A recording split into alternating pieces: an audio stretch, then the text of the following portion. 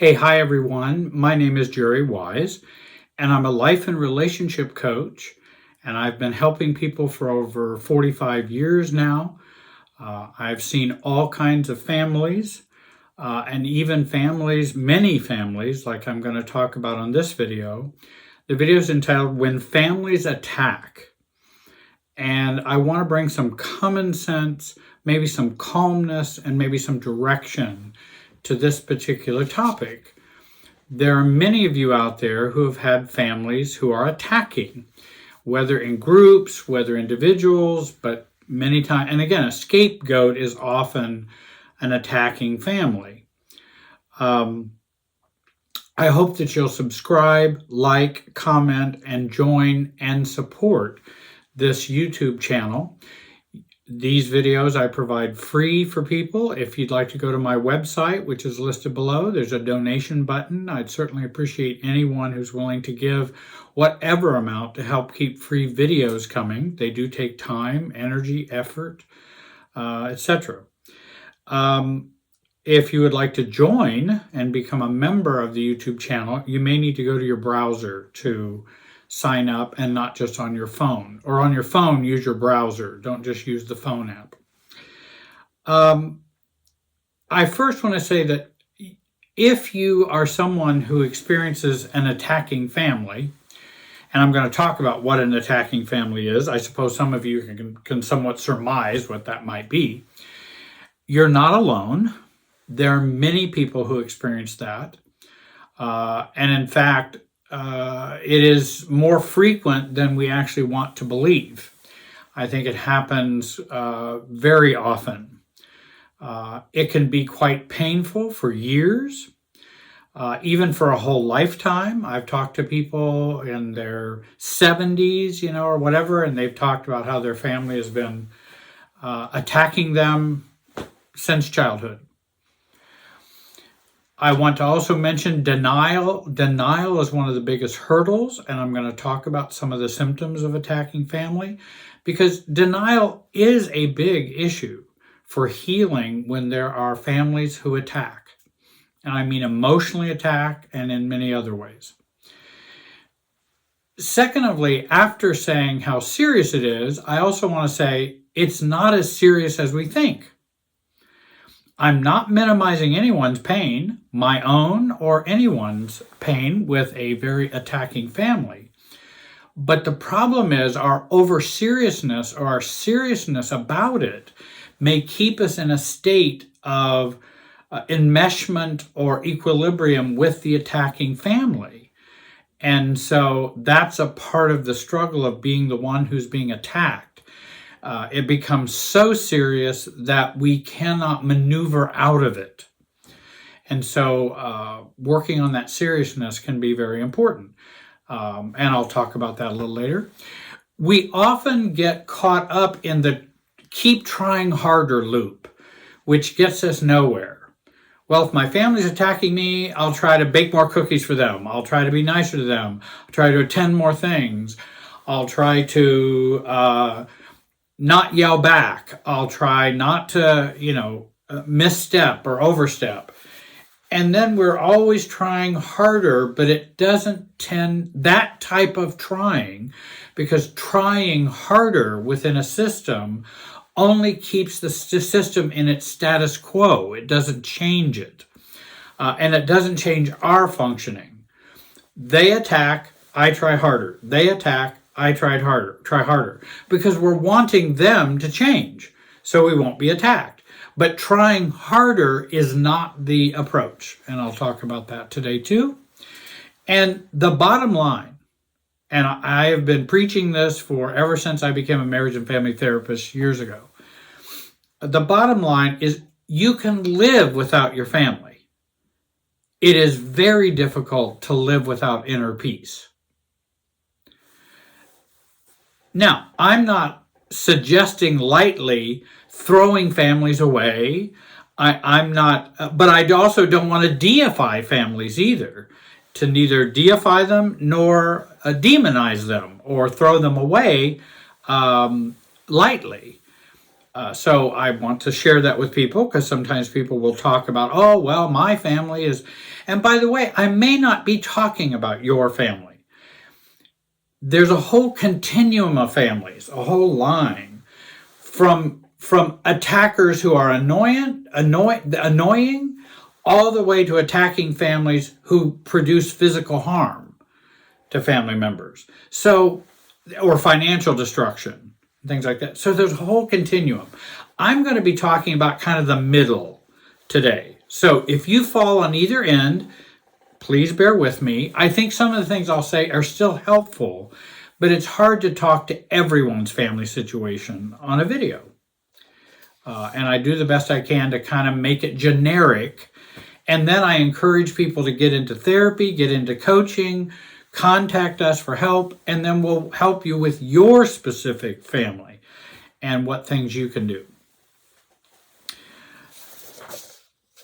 So, let me also say that I work with many, many clients who have had and experienced attacking families.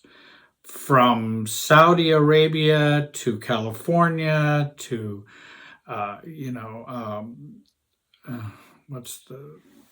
British Columbia to Miami to Mexico to Australia. Families are families all over the world. They are made up of people. I realize customs can be different. I realize traditions can be different. I realize even religion can be different. But families are still humans.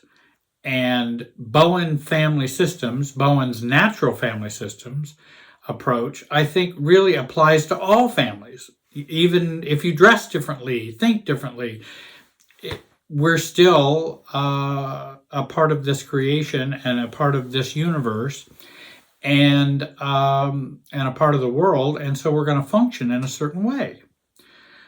We are human, but we're also an animal or a mammal. And so there are some similar things that go on inside our brain, wherever you're located. This video is not intended to replace professional help when dealing with families who are physically harmful or financially devastating. You may need a therapist, you may need a coach, you may need an attorney, you may need, there may be specific support that you want to get for those kind of difficult situations. And I've worked with families who've had all those struggles and problems. And clients who are facing all of those difficulties. Certainly get professional help when dealing with seriously toxic families. These notions are best used with a helping professional. There are many which I believe are also just common sense. And so I probably will present common sense things as well. Attacking families is often emotionally, spiritually, psychologically, financially, devastating and traumatizing. And again, I don't mean to make light of it. We'll talk about making it not so serious later. But I understand its seriousness and its traumatic effect. Families who attack use many forms of maltreatment, as you can well imagine. Manipulating, labeling. I always like labeling.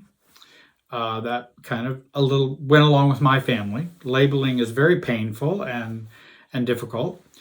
Rejecting, refusal to show affection, isolating, terrorizing, or maintaining a climate of fear or threat, ignoring, corrupting. I remember one client whose father brought him into a criminal enterprise when he was a late teenager, like 18, 19 or whatever, and again, corrupting his own son. And his son was fortunately able to avoid prison, but did have consequences because he was involved with his father and wanted his father's approval and acceptance, and dad's going, hey, let's do this horrible financial situation. There's also hitting or physical maltreatment. Spiritual abuse. I hear this often. Well, you're going to go to hell if you don't believe the way we do. God won't love you if you don't go to our church with us. No one will accept you. If you marry that Muslim, Sikh, Jew, Catholic, Protestant, our family will never accept you or your marriage, which again is a part of that spiritual abuse. And it's not the love that often the religion preaches or teaches, but it's the abuse, the laws, the rules, and you are on the outside of them. And so they will use spiritual means to control you, and guilt and shame. There's also maltreatment by attacking families in financial maltreatment, lawsuits, CPS, Child Protection Services, or whatever you call it in your area, utilizing the criminal system, the family social service system to attack. There's scapegoating, as I have a couple, 2-3 videos on scapegoating on my channel. Scapegoating someone, I think, is when the family attacks. There's controlling.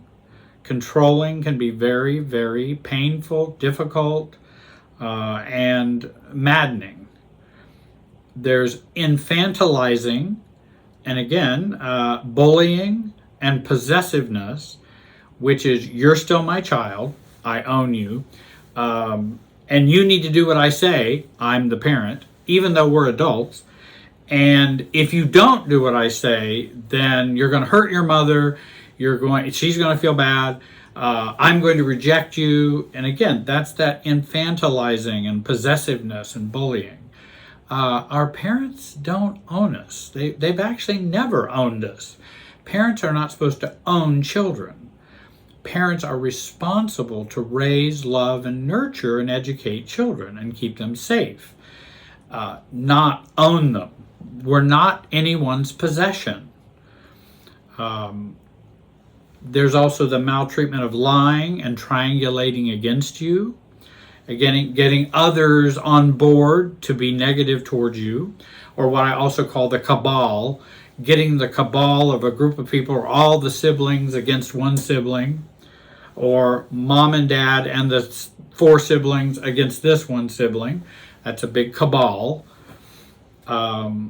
Then there's also when families attack, withholding children or grandchildren, using children as a weapon or as a negotiating tool. It gets very, very ugly at times.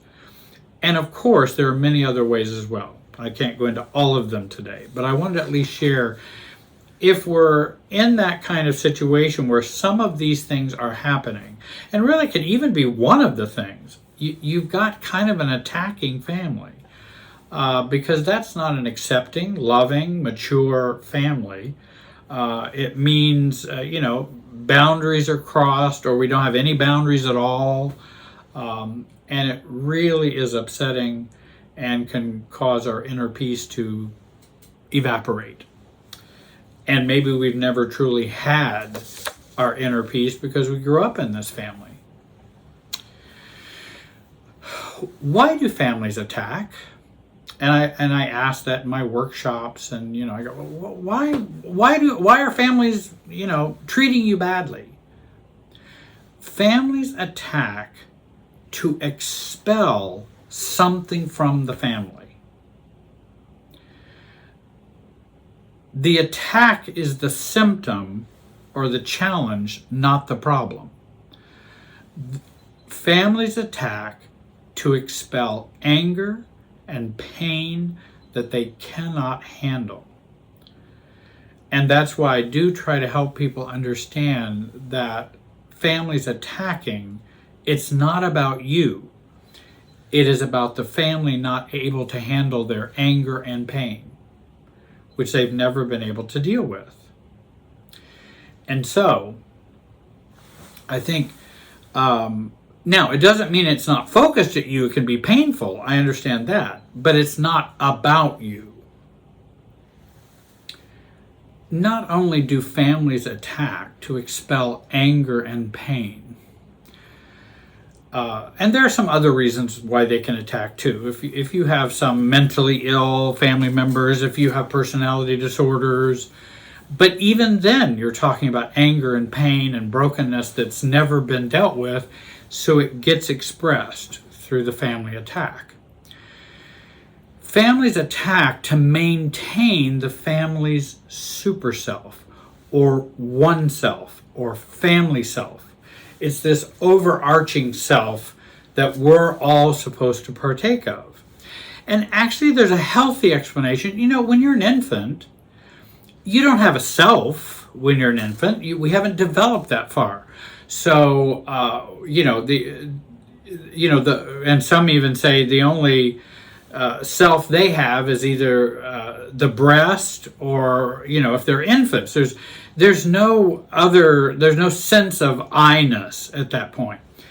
And so their whole world is about mom or dad, or that's their whole world. And they don't have a sense of self.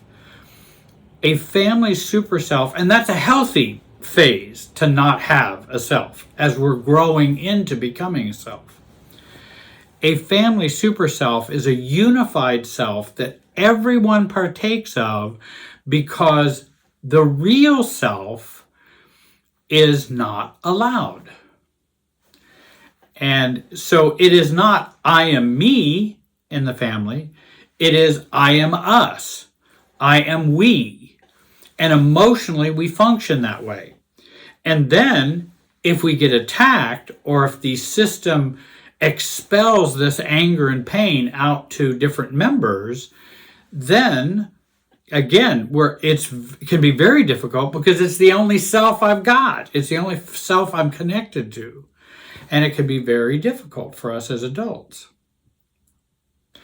Families attack to use power to deal with their weakness and failings, and their psychological and emotional issues. And I work with narcissistic families, children of narcissists, and commonly, again, the narcissist will attack to continue to keep that super self of maintaining their supply. They're empty inside. Attacking gives them something, and that can be very painful. Families attack as a continuous extension of previous generational trauma. You're being attacked today by your family probably has 5 generations of history to it. I know that sounds, for some people, that may sound, oh, that's crazy, Jerry. What are you talking about? Well, if we had movies of your parents, their parents, your parents' parents' parents, et cetera, 5 generations, we might find the origins of this type of pain, hurt, anger, and getting expressed in attacking ways. Also, families who attack act cult-like and gang-like and cabal-like when they haven't experienced a real healthy family. And oftentimes they haven't experienced that real healthy family. They don't know what that is. Or if they do, they can't maintain it because there's still, again, so many systems feelings. And if you want to watch a video I have on systems feelings, I have several videos on systems feelings. There's so many feelings in the system that they can't maintain a good, healthy, for very long, or because there's just too much pressure to get them back into the rut and back into the row to hoe. And we keep in that row, and it's hard to get out of that row. I come from Indiana, so I think of corn rows and rural kinds of, sorry for those of you in urban areas, but rural kind of things. Let me give you a couple examples of attacking families. And these are all real. They are all true, but I've changed many of the details so that you would not know who I'm talking about or be able to identify them. Bob's family was very wealthy and very toxic. Narcissistic parents. He was the third of 4 children. He experienced maltreatment physically, scapegoating, ignoring, shaming, and a miserable childhood. I mean, miserable. They had everything but happiness. They had everything but a good family and a loving family. As an adult, he experienced ignoring, manipulation, threats of unfair inheritance financially, and put downs of his wife and kids, and in fact, put downs of every decision he would make. That was the norm. Eventually, Bob decided to go no contact at the age of 65, and he has found a great deal of relief, less stress, and he feels more able to fulfill his own purpose and not always be caught up emotionally with his family's unhealthy drama. And again, his coming out of denial is taken, not that he had denial about dad was awful. He always kind of knew that, but again, just pulling it all together and having the veil pulled away and the scales falling off your eyes so you could actually see what's going on in the family and how they function with me and how I function with them. Let me talk about Judy's family. Judy is a nurse. She grew up with a narcissistic mom. She was the youngest of 5 children. She endured put-downs, verbal shaming, toxic religious beliefs in the family. She could never please her mother. The siblings would attack her and her choices, her beliefs, and any move she might make to be herself or to be a self. The siblings all had a cabal of the siblings where they all kind of clumped together and would exclude Judy, and very painfully into their adulthood. And they just could not get along, but would always blame Judy and never look at their own behavior. One of Judy's sisters, when Judy was young, one of her sisters, because all of her sisters were older, lost a child. And that was traumatic, and it certainly would be. But from then on, that sister was the focus of everyone's concern, tiptoeing around her feelings. The youngest child, Judy, had to always defer to the sister who had lost the child. And basically, the sister who lost the child got infantilized for years. Poor Mary.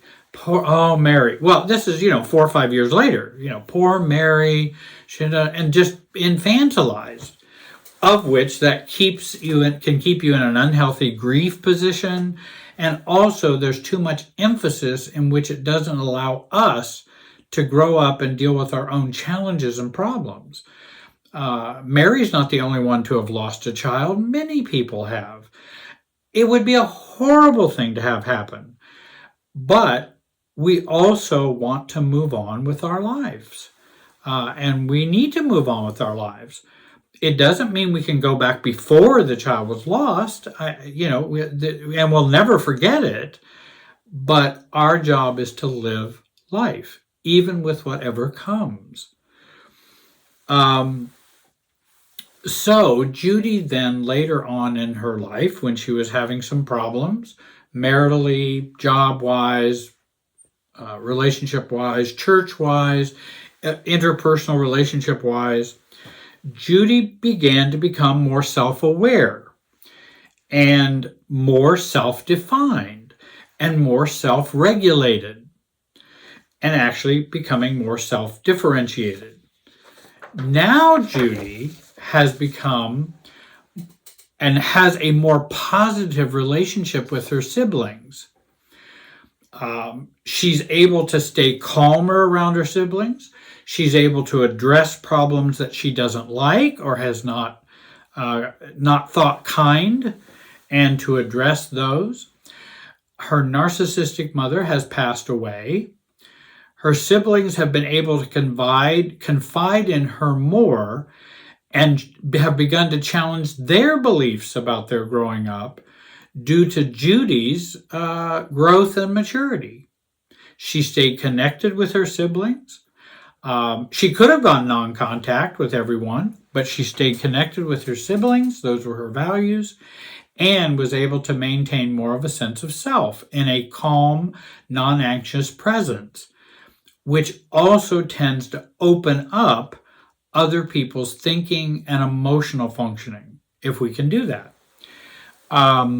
She has utilized good boundaries while accepting her siblings who lived under a functional alcoholic father and a narcissistic mother. This has calmed down the family's anxiety, and a couple of sisters have even entered therapy. So there is hope for some families if we can get ourselves under control. But Judy didn't choose to get herself under control to change her family. She got herself under control, her anxiety, her beliefs, her sense of self, more in order and growing up and maturing for herself, not to change the family. If we do that, there's a greater chance it can affect and change a system. Lastly, let me talk about Sarah's family. Sarah is a physician who grew up with a mom, a professor, and a dad who's an attorney. Both are narcissistic sociopaths. They would help Sarah when she needed their help with an eye to financial gain as a result. They would rage at her, accuse her, lie to her, and have even stolen money from her. Now they've lied to the IRS and their accountants about the intertwined financial dealings with their daughter Sarah, who's 50 years old now. Her parents are still trying to take advantage of her and Sarah's and her money that they have squandered, blaming Sarah for all the misunderstandings, all the lies, while pleading they were only trying to help her in the past years. Gaslighting and all of those things. Very painful attacking by family. In other words, you do what we say or we will unleash all these negative things on you. Sarah has now engaged an attorney to sort out the enmeshed family financial dealings, and she may be stuck with a large tax bill, who knows, because of their mismanagement of her assets and them taking money. She has been doing much more self-care. She has become more realistic about the lack of love and empathy her parents have always shown. And again, part of that's coming out of denial that, my parents really haven't been loving and they haven't shown empathy. What should I do? What does that mean? She is moving towards no contact with them.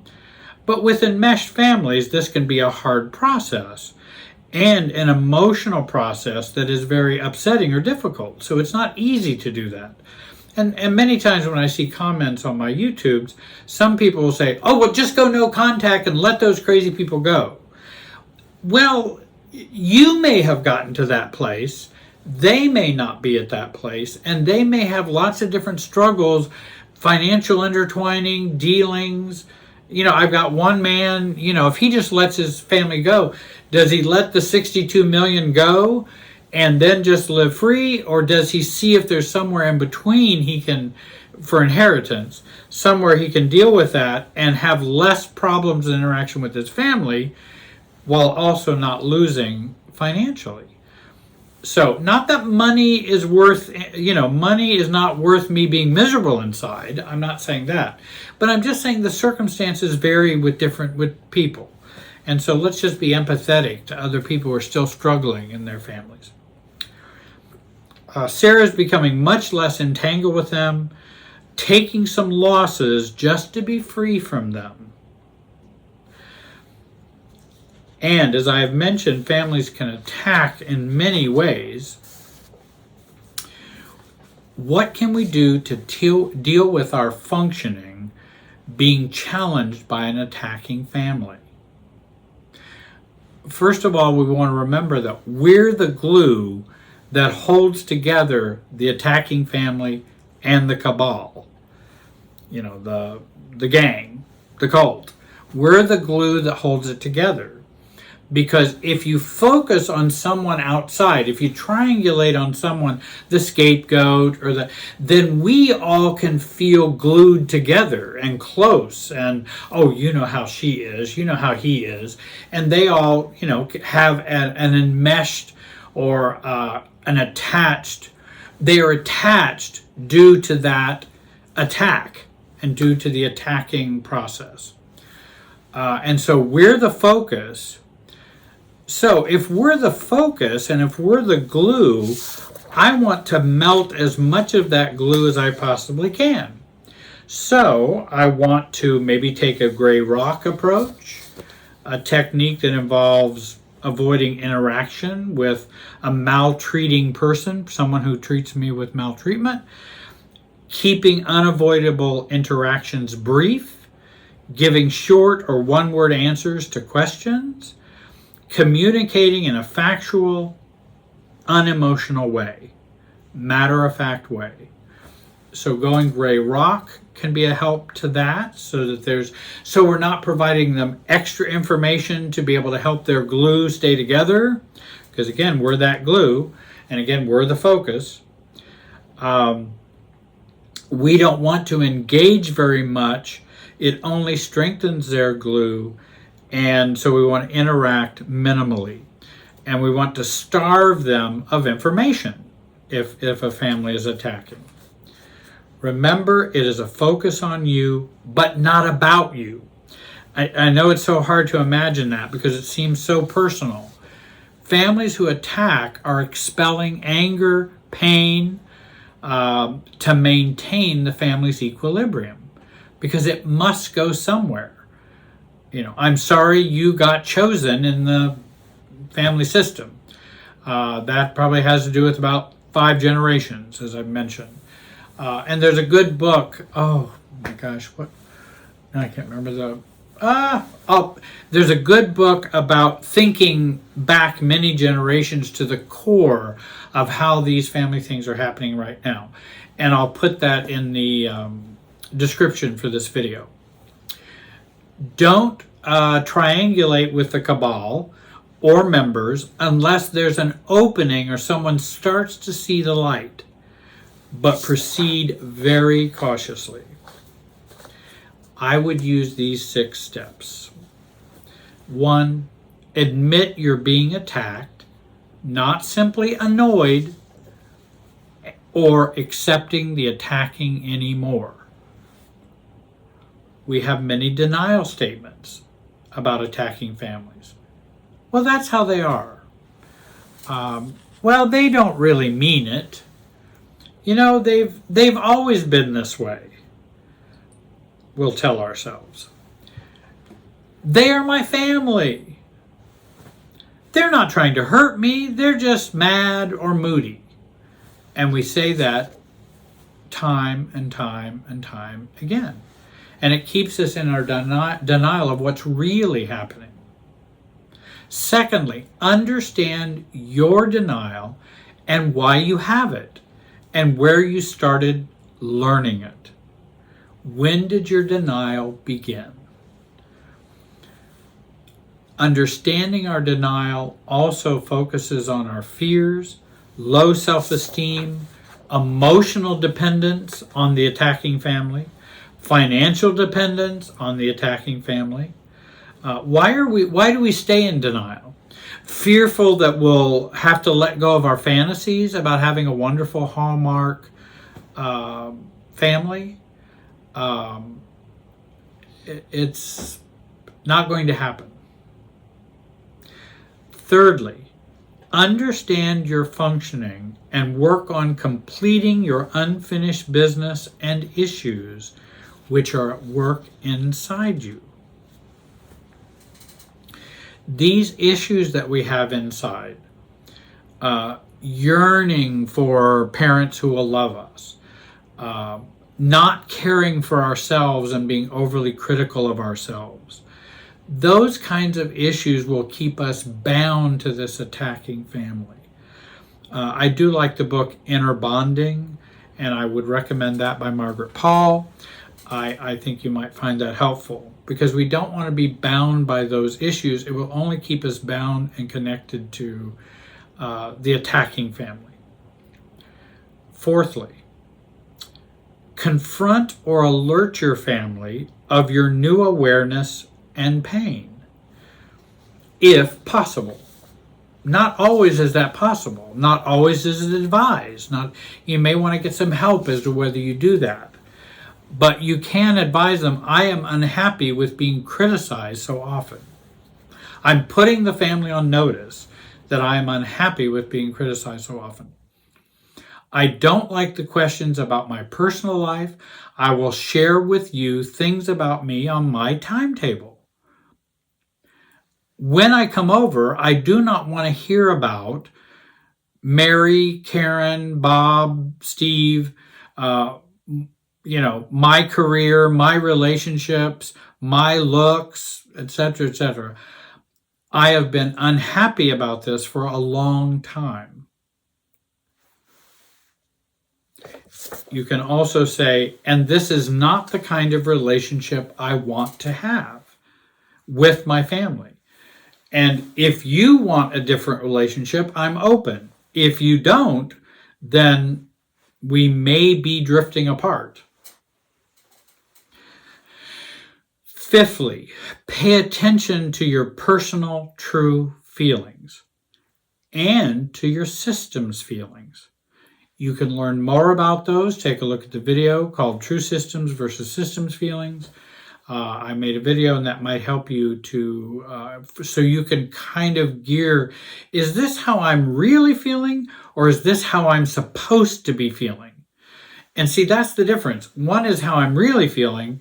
Systems feelings are how I'm supposed to be feeling. Maybe I'm supposed to feel guilt when really you're not really feeling guilty about this.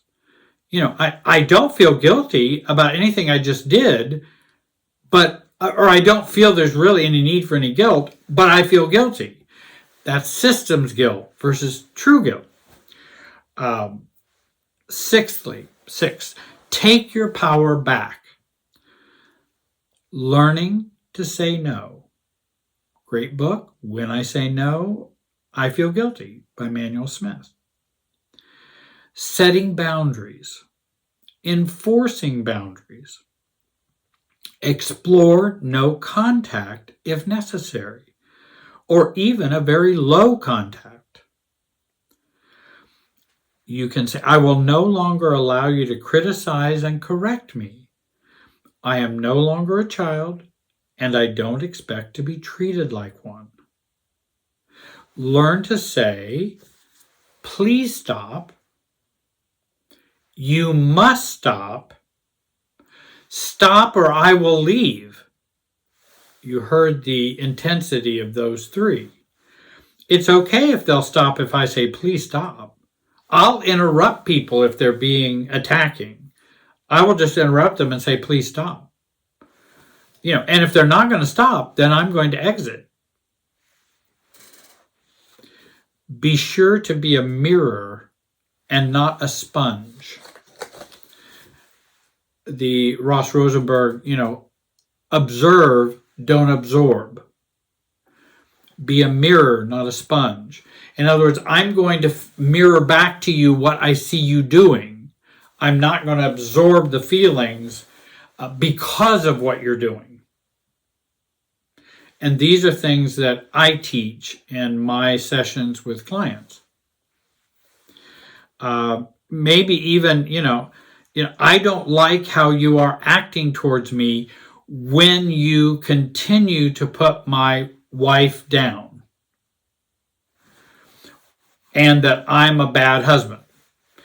Versus, well, I guess they're right about me and that's what they say, or I need to take in their anger or criticism and change my behavior or attitude.